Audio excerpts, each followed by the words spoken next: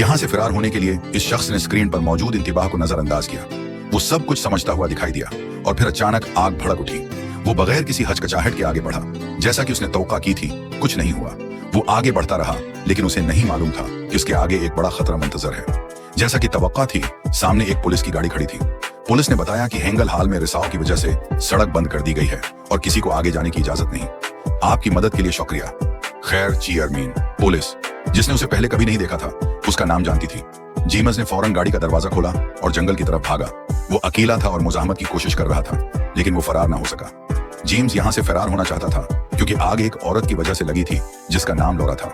इस वक्त जब जेम्स कॉलेज में था, वो आर्ट की परफॉर्मेंस कर रहा था। अचानक उसकी नजर लौरा से मिली और दोनों को पहली नजर में मोहब्बत हो गई।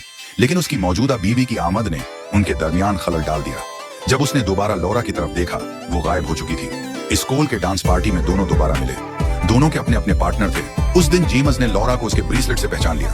वो उससे हाथ मिलाने के लिए आगे बढ़ा, लेकिन लौरा उससे बात करने से डर रही थी। आखिर में जेम्स ने उसे डेट पर मदऊ किया। लौरा ने कहा, अगर तुम डेट करना चाहते हो तो अभी करो, वरना मौका नहीं मिलेगा। फिर लौरा ने जेम्स को हाथ पकड़कर समंदर के किनारे ले गई। सुबह का वक्त था, लेकिन लौरा इधर उधर देख रही थी, जैसे वो उन्हें चूमना चाहती हो। अचानक एक गाड़ी उनके सामने आई। इमरजेंसी में लौरा ने गैर मुतवक्का तौर पर कहा, वो सब कुछ जानता है जो तुम करते हो। सब दिखावा कर रहे हैं। क्या तुम समझे? सब दिखावा है। मेरा नाम लौरा नहीं है, ये सल्विया है। सल्विया? हाँ। उस शख्स ने जो लौरा का बाप होने का दावी कर रहा था, झूठ बोला कि वो जहनी तौर पर बीमार है। इसी दिन से जेम्स के जहन में अफ्रीका जाने का ख्याल आया।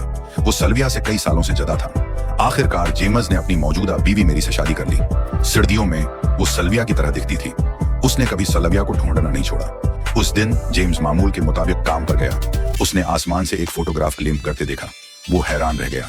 जेम्स ने उलझन में आसमान की तरफ देखा। आसमान साफ था, कोई बादल नहीं था। ये कोई बड़ी बात नहीं लगती थी। वो इस वाकये की कोई वजाहत न कर सका।